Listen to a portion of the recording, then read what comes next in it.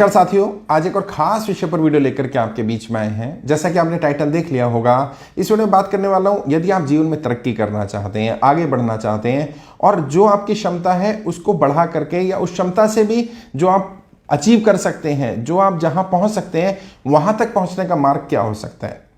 जैसा कि आपने टाइटल देख लिया होगा, इस वीडियो का नाम है यदि आप वाकई तरक्की करना चाहते हैं, बड़े बनना चाहते हैं तो आपको अपनी भैंस मारनी पड़ेगी। जी हाँ, आपको अपनी दूध देती भैंस मारनी पड़ेगी। और यहाँ एक कंपैरिजन किया गया, दूध देती भैंस का क्या अर्थ है या मैं किस संदर्भ में बात कर रहा हूँ वो मैं बताने की कोशिश करता हूँ। इससे पहले कि मैं ये समझाऊं कि दूध देती भैंस मारने का अर्थ क्या है, मैं आपको एक कहानी सुनाना चाहता हूँ। ये कहानी है एक संत महात्मा की। वो अपने एक शिष्य के साथ एक गांव में जा रहे थे और रात हो गई थी, रात को रुकना था। तो उन्होंने देखा कि गांव में एक खाली मैदान है, उसके आसपास एक झोंपड़ी है। तो उन्हें लगा कि वहाँ रुकना चाहिए। वहाँ गए, जो वहाँ के मालिक थे उनसे बात की तो पता चला वो एक किसान है, गरीब किसान है। बट उन्होंने बहुत आवभगत की और उन्होंने कहा कि आप मेरे यहाँ रुकिए, क्योंकि वो उन बाबा के प्रवचन भी सुनते थे, उन्हें जानते भी थे, मिले नहीं थे कभी लेकिन जानते थे। उन्होंने अपने हिसाब से उस किसान ने, उस गरीब किसान ने जितना भी हो सकता था उनकी सेवा की, आवभगत की और उनको सोने के लिए व्यवस्था बनाई अपनी झोंपड़ी में ही।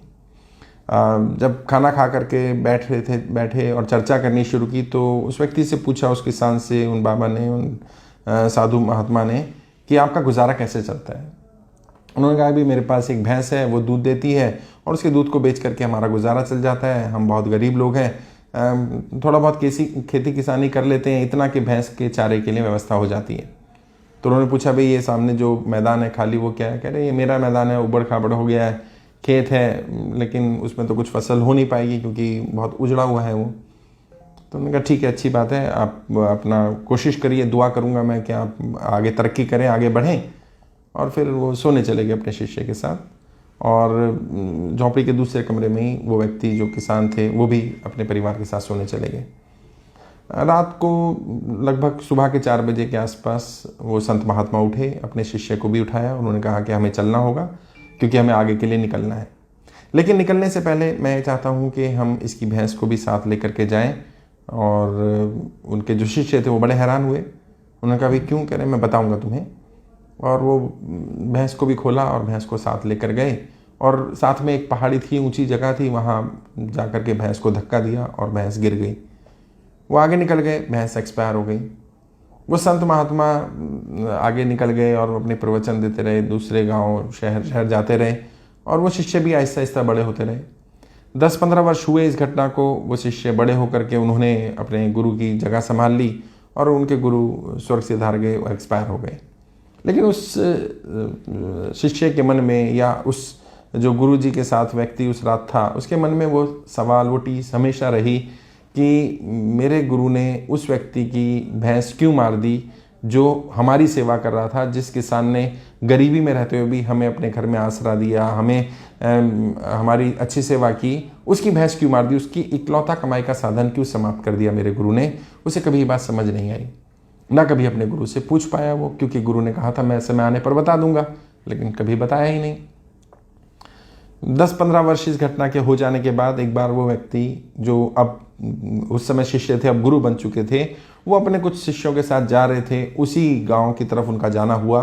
तो उन्हें याद आई वो घटना और उन्होंने अपने शिष्यों से कहा कि यहाँ ऐसा ऐसा हुआ था और मैं उस व्यक्ति से मिलना चाहता हूँ। वो ढूंढने गए, देखने गए कहाँ वो जगह थी। उन्हें याद तो था कि खाली मैदान था, पास में एक झोंपड़ी भी थी, वो रास्ते भी थोड़े याद थे, लेकिन 15 वर्ष में काफ़ी चीज़ें बदल गई थी। उन्हें वो खाली मैदान ऐसा कुछ दिखा नहीं, कुछ रास्ते जाने पहचाने ज़रूर दिख रहे थे। तो उन्होंने वहाँ कुछ लोगों से पूछा भाई यहाँ खाली मैदान हुआ करता था 10-15 वर्ष पहले। तो उन्होंने कहा आगे जाइएगा, वहाँ पर ही वो है। अब खाली मैदान तो नहीं है, वो खेत है वहाँ, और वहाँ आपको वो जगह मिलेगी जहाँ पर आप जिस जगह के बारे में आप बात कर रहे हैं।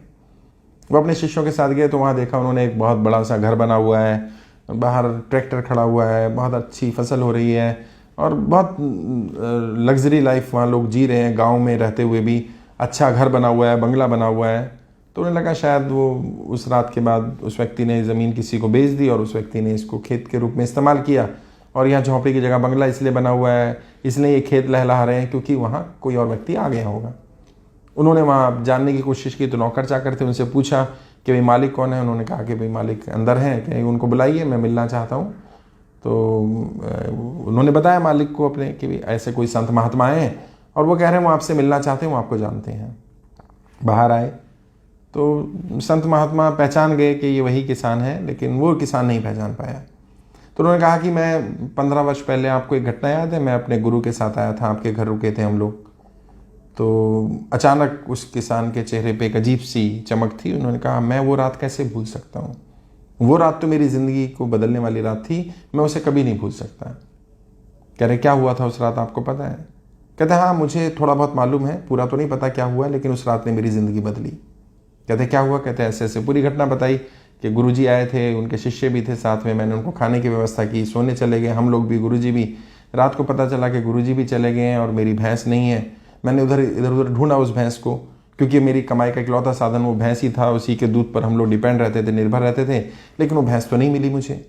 मैं बहुत परेशान रहा, तो पता चला कि पहाड़ से गिर करके मेरी भैंस मर गई। कुछ दिन तो बहुत दिक्कत रही, बहुत परेशानी रही, कैसे करेंगे काम आगे, आखिर गुजारा कैसे होगा। अब तो हमारा जो इकलौता कमाई का साधन था वो ही समाप्त हो गया, हम कैसे आगे बढ़ेंगे, बच्चों का लालन पालन कैसे होगा। बहुत अंधेरा नज़र आ रहा था, लेकिन दुख से निकलकर मैंने कोशिश की कि अब कुछ तो करना पड़ेगा। तो जिस ज़मीन पर हम थोड़ी खेती कर लिया करते थे, आगे खेत था, मैंने उसको थोड़ा सा प्लेन करने की कोशिश की, उसमें कुछ खाद पानी डाला, थोड़ी खेती के लिए ज़्यादा जगह तैयार की और अपने खेत को और ज़्यादा प्लेन करके उसमें काम करना शुरू किया, उसमें खाद डाला, कुछ थोड़ा बहुत कर्जा इधर उधर से लिया, लोगों से काम करना शुरू किया। और पहले साल थोड़ी ठीक ठाक फसल हुई, पहले से ज़्यादा हुई, क्योंकि पहले सिर्फ भैंस के लिए होती थी, अब हमने अपने परिवार के लिए भी फसल को उगाना था।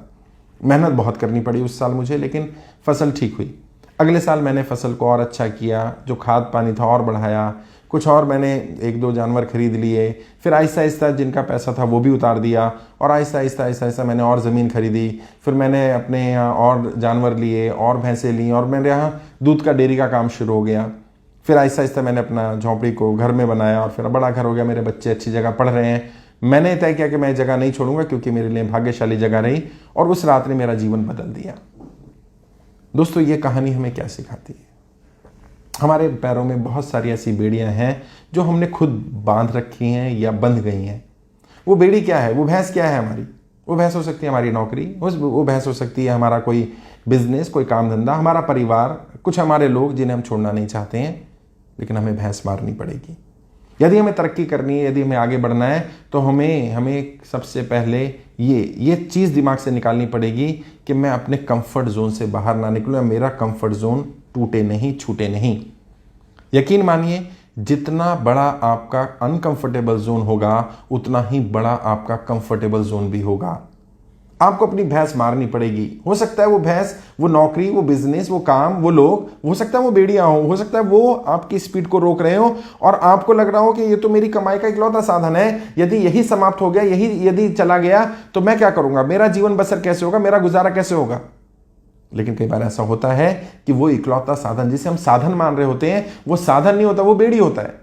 वो हमें हमारी क्षमताओं को पहचानने का अवसर ही नहीं दे रहा होता, क्योंकि असली पता कब चलता है अपनी क्षमताओं का? जब हम अपने बियॉन्ड द लिमिट सोचना शुरू करते हैं, अपनी सोच के दायरे को बड़ा करते हैं, अपने कमाई के साधनों को नए स्तर से डिफाइन करने की कोशिश करते हैं, अपनी क्षमताओं को पहचानने और उनको इंप्लीमेंट करने का प्रयास करते हैं। अगर मैं जहां पर नौकरी करता था 10-15 वर्ष पहले, अगर मैं वो नौकरी नहीं छोड़ता, उस समय 2006-07 में आप समझ सकते हैं 50-60 हज़ार रुपये महीना की सैलरी बहुत हुआ करती थी, बट मैंने छोड़ दी। क्यों? क्योंकि मुझे आगे बढ़ना था। वो मेरे लिए बेड़ी थी। मैंने मेंटली प्रिपेयर किया अपने आप को कि नहीं, मुझे इससे बाहर निकलना होगा, संघर्ष में उतरना होगा, और बिना संघर्ष में उतरे सफलता नहीं मिल सकती। और जितनी बड़ी सफलता आप चाहते हैं, आपको उतने बड़े संघर्ष में भी गुजरना पड़ेगा। जी हाँ, हमेशा ध्यान रखिए, बहुत सारी चीजें आपकी बेड़ियां होती हैं, और ऐसा नहीं अचानक छोड़ देना है। भैंस मारनी है, लेकिन सिस्टमेटिक मारनी है। यहां तो गुरुजी ने या बाबा जी ने अचानक भैंस मार दी, क्योंकि जब अचानक आपदा आती है, उसके लिए जिस चीज के लिए हम प्रिपेयर नहीं होते, तो शायद समझने में थोड़ा ज्यादा समय लगता है। और अगर हम रणनीतिक तौर से स्ट्रेटेजिकली भैंस को मारें, तो सिस्टमेटिक प्लानिंग के साथ, कई लोग होते हैं पूरे जीवन भर जो नौकरी कर रहे हैं वो नौकरी करते रहते हैं और उन्हें लगता है बस यही नौकरी मेरी क्षमता है, जबकि वो उससे कई गुना ज्यादा क्षमता रखते हैं, उससे ज्यादा सफल हो सकते हैं, उससे ज्यादा बड़े बन सकते हैं, लेकिन वो उस भैंस को नहीं मारना चाहते। वो चाहते हैं ये भी बेड़ी बनी रहे और मैं कुछ और भी करूं। संभव ही नहीं है। आपको पहले एक रास्ता बंद करना पड़ेगा और यकीन मानिए यदि आप एक रास्ता बंद करने का तय कर लेते हैं तो 10 रास्ते अपने आप दिखने शुरू हो जाते हैं। आप बियॉन्ड द लिमिट सोच सकते हैं, आप बियॉन्ड द लिमिट पहुंच सकते हैं। आपकी क्षमता जितना आप कर रहे हैं उतनी नहीं है, उससे कई गुना ज्यादा है। बस अपनी सोचने की क्षमता को बढ़ाइए और यकीन मानिए हर लक्ष्य प्राप्त किया जा सकता है। यकीन मानिए जीवन में कोई भी चीज ऐसी नहीं है जो असंभव है। असंभव नाम की कोई चीज नहीं है, केवल आपका दिमाग, आपकी सोच है। यदि यहां आ गया ना कि आप सफल हो सकते हैं, आप कुछ अचीव कर सकते हैं, आप पा सकते हैं, तो यकीन मानिए पा लेंगे। इंसान की कामयाबी की हदें उसकी सोच से ही कायम होती हैं। यदि आपने सोच लिया तो आप अचीव कर जाएंगे।